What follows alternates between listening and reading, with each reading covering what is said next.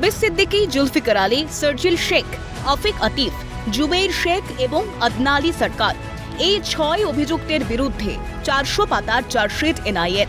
দেশ জুড়ে নাশকতার ছক কষেছিল 6 জন। এই অভিযোগ তুলেছে জাতীয় তদন্তকারী সংস্থা।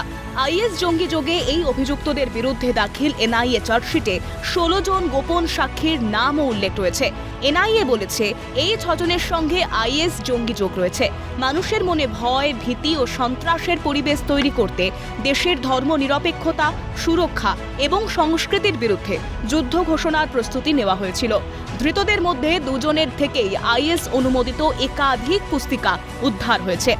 আইএস সন্দেহভাজন যোগে চলতি বছর জুলাইয়ে একযোগে মহারাষ্ট্রের একাধিক জায়গায় অভিযান চালায় এনআইএ। সেই অভিযানের সূত্র ধরেই গ্রেফতার 6 অভিযুক্ত। নাশকতার পরিকল্পনা কার্যকর করতে তহবিল সংগ্রহ শুরু করেছিল অভিযুক্তরা। রীতিমতো প্রেস বিবৃতি জারি করে দাবি এনআইএর। সূত্রের খবর, 28 জুন 2023-এ একটি মামলা দায়ের করে তদন্তে নামে এনআইএ। গোয়েন্দা সূত্র ধরে জাতীয় তদন্তকারী সংস্থা খোঁজ পায় তাবিস সিদ্দিকীর। তাকে জেরা করে বাকি 5 জনকে জালে তোলে জাতীয় তদন্তকারী সংস্থা, এমনটাই সূত্রের খবর। জানা গিয়েছে একাধিক ইমেল এবং সোশ্যাল মিডিয়ার মাধ্যমে দেশের সংখ্যালঘু সম্প্রদায়ের যুবকদের সঙ্গে যোগাযোগ শুরু করেছিল অভিযুক্তরা। দেশের মধ্যে বিচ্ছিন্নতাবাদী কার্যকলাপ ছড়িয়ে দিতে তাদের উদ্বুদ্ধও করত।